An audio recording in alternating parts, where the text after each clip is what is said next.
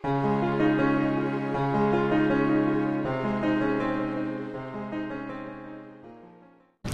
good morning! Good morning! Hey! Dumi ng ano niya, mata niya. Oh, good morning daw. Oh. Good morning daw. Hey. Breakfast namin is ano ba tawag yun? Hot silog. Hot silog. Pero hindi siya fried. Hey, good morning. Good morning. Ah, hindi fried. Yung rice. Ay, medyo may langaw. And ulam ko later. Ulam namin ni Mama. Para mainit. Buti na lang. Pusit! Yan. Since lunch namin is pusit, ang breakfast ko, oats muna. So, ayoko ng breakfast rice at lunch rice na naman. Ito muna. Conscious to ako. Hindi, ayoko lang talaga ng rice. Sobrang rice to. Oats na lang. Tsaka pampagatas pa to. Ito na ang pusit. May blessing na dumating. Ayan. Kakain na kami. Ano tawag dito, ma? Kulong ko ang tawag. Sarap lang tulog niya. Yung face niya. Wala na yung rashes. No more rashes na. Nag-stretch na yung balat niya. Hey. Hey. Ayoko. Ayaw pang gumising. Ayan siya. Ganda ng face. So, sana mamana niya yung skinny hangs. At alam kong baby pa siya, pero sana paglaki niya yung face niya katulad kay hands. Walang pores. Hindi sensitive yung skin, no? Okay, so cute yung rashes. Cute talaga. So cute. Gising na siya. May pula na naman na biglang sumusulpot. Hey! Hi ka! Hi! Hey! Taba! Relax muna siya dyan. Yung mitas niya, hawak niya sa kalo. Ayan. Pahawakan mo. Sige. Imbis na. Ano ba yan, Hugo? Kaloka ka? Sabi mo na daw, Lolo.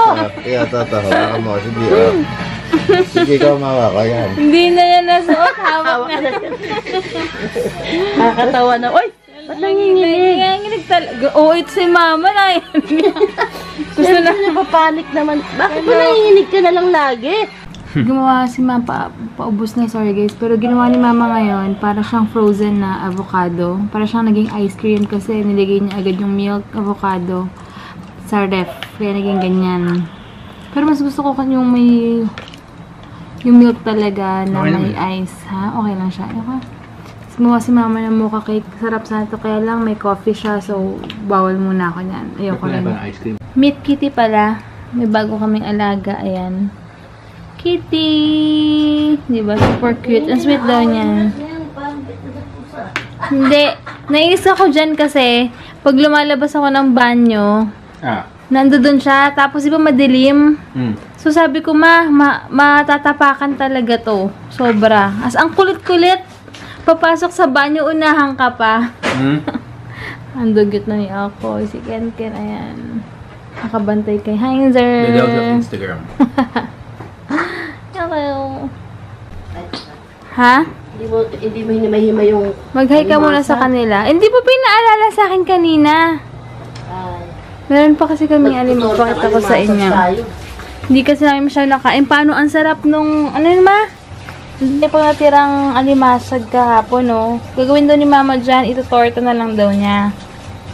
Dahil hindi naman siya naubos. Dahil ang sarap nung... Ano yung binili mo Ano isa... Ay, teka lang. Yung tahong. Matamis-namis. Sobrang fresh baked tahong. As in, sobra. And dito, alam niyo ba, gustong-gusto ko ano yung mukha ko dyan. Ayan, dami nakita niyo ba yung umusok? Ang sarap. Makaklose talaga yung pores mo. Pag sa hapon, na init ako, yung ginagawa ko pag wala si Mama. Parang hindi niya alam, binubuksan ko yung ref niya, tapos maraming usok-usok sa mukha ko. Pagkababa ko sa kanya, tumagilid na lang siya kusa, oh. Kaya na siya. Hindi mo na kailangan itagilid. Pag natulog. Nakita ko dun sa lagayan namin. Ayan, yung mga Mustela ba to? Or Mustela na brand.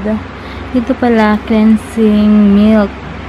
Itong dalawa. Ito for, nakalagay dito, ito for face and diaper area. Ito, hindi ko alam kung nakalagay dito. Walang nakalagay kung para saan to. And meron galing may massage oil. Tatry ko siya next time. Tapos, ito pala may body lotion. Try ko kaya to. Sabi nila maganda daw tong brand na to for baby. Ito soothing comfort balm. Chest rub. Hindi ko alam kung may something or hindi ko alam nakalagay soothing comfort balm.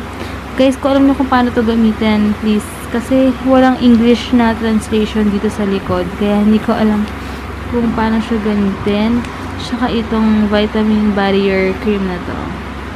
Yan, itong dalawa, hindi ko alam kung paano yan gamitin. Tsaka ito body lotion, massage oil. Tsaka ito, pero magkapareho lang ba to? Walang nakalagay eh. Pero feeling ko baka pareho lang, nasa sachet lang to. Pero alam ko medyo price itong brand na to dito. So, ewan ko lang kung pag nahiyang sa Hugo. Pero syempre, para sa baby, pag nahiyang, gugawa ko. Pero tatry ko muna sa face niya to kaysa sa Cetaphil. Pero sabi nila Cetaphil din daw maganda. Pero try ko muna to since ito yung available sa akin. Ayan. Meron din ako nito. Ito yung nakuha ko dun sa saan yan? Seminar. Iyak na iyak. Biglaan dyan yung daddy niya na nahimik. Kaloka. Ang isang yung daddy niya.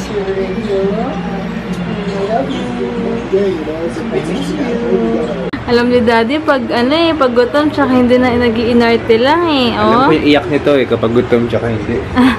Hey guys, may ulan pala sa likod ko. Bahay na kami. Grabe, nakakapagod tong araw na dahil wala akong ginawa kundi bantayan ng si Hugo. Pero nakaidlip naman ako kanina. Pero konti na, siguro 1 hour lang yun. Tapos ngayon, grabe, sakit ng likod ko. Nakakapagod din yung lagi kang nakahiga. Parang hindi rin ako sanay ng gano'n. Alam niyo yun, kasi ano naman yung buhay ko before ako mabuntis. Tapos nag-search na ako sa Google kung ano yung mga pwedeng gawin pag CS. Although wala naman ako nararamdaman na kahit ano na masakit. Ay nako, Jel, huwag mo nang bisitin. Although wala naman ako nararamdaman, pero sabi nga nila, medyo yung hiwa ko sa loob is, ano pa siya, fresh pa siya. Kahit na sabi natin, tuyo na yung sugat ko sa labas. Alam niyo yun, pero parang feeling ko kaya ko nang gawin yung mga gusto ko. Ay! I'm vlogging. Wait lang. It's okay. Wait lang. Sige.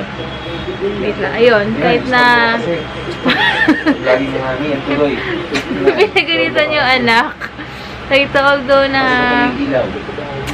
wala na akong siya naramdaman sa loob, pero diba, fresh pa nga. Ano sabi ko? Fresh pa nga daw. Ayun, kaya hindi ko alam yung gagawin ko. Pero at least, walking, siguro twice a week pwede. Kasi nga, pag weekdays, most of the time talaga nasa bahay lang kami. Ayaw kasi ni mamang umalis. Alam niyo yun, natakot siyang mag-drive ako. Although kaya ko naman, kaya lang yung ko ba sa kanya. Pero baka soon, pag kailangan na talaga. And then, sabi nga nila, pag magpapump daw at least 6 weeks, mas okay daw onwards. Pero since hindi naman ako working mom, mas gusto ko rin talaga na direct, sabi ko, mas gusto kong direct na latch si Hugo sa akin kaysa sa magpapump ako. Pero okay lang din pag umaalis, why not, diba? So, lobat na ako. Siguro guys, tomorrow na lang. Tomorrow pupunta kami ng SM South Mall or ATC. Bahala na kung saan mapadpad tomorrow.